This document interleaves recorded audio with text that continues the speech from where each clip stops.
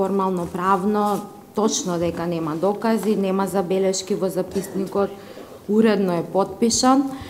Но од друга страна, сметам дека ова наведеново, затоа што податоците на нашата веб страна се јавно објавени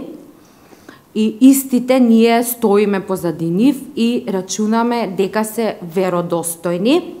самото тоа амплицира на некаква си повреда, која што не би можела во овој момент да ја тврдам или да ја негирам, но самото тоа ни дава сомнение, затоа што и самите знаеме дека има приговор, луѓево ни приговараат на тоа и сметам дека како Државна изборна комисија сме должни да ја утврдиме фактичката состојба и воопшто сме должни да го утврдиме,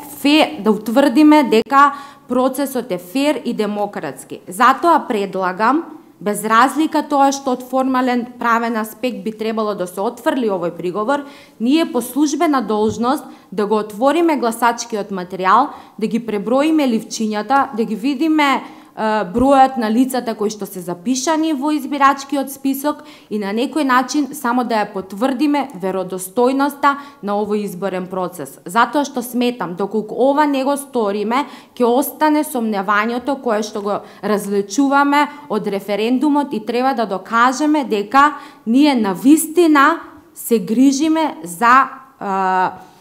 законитост на овој изборен процес.